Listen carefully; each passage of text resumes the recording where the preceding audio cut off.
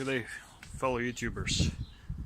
This 2012 Dodge Journey, and one of the common problem with what people come up with is when you try to replace rear struts. These cars, they think they have to remove rear seat and whatnot.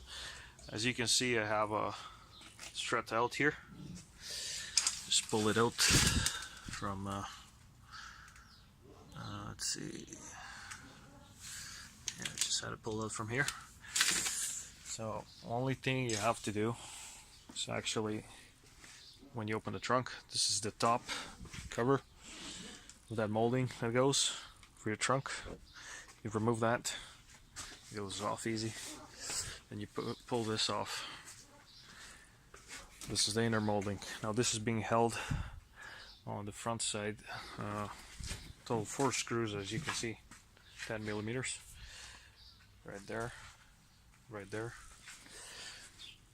and right here, and those two.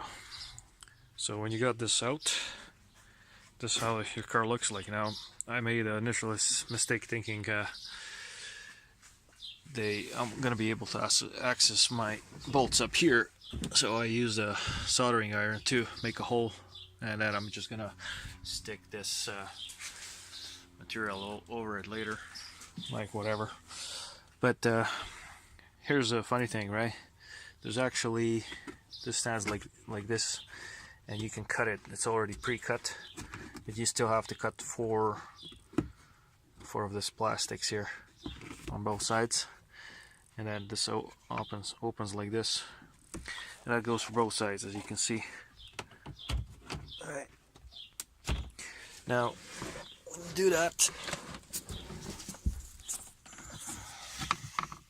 I'm gonna have to pull this crap off a bit, but you have plenty of access here to put ratchets on.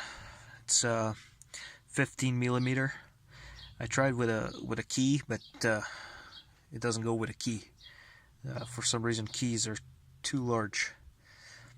But yeah, I put normal wrench, as I said, 15 millimeters, both sides.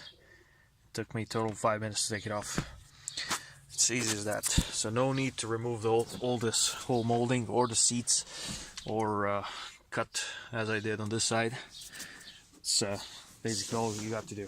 Since this instruction I couldn't find on YouTube for this specific vehicle, hopefully it helps to somebody else who has to have fun with these.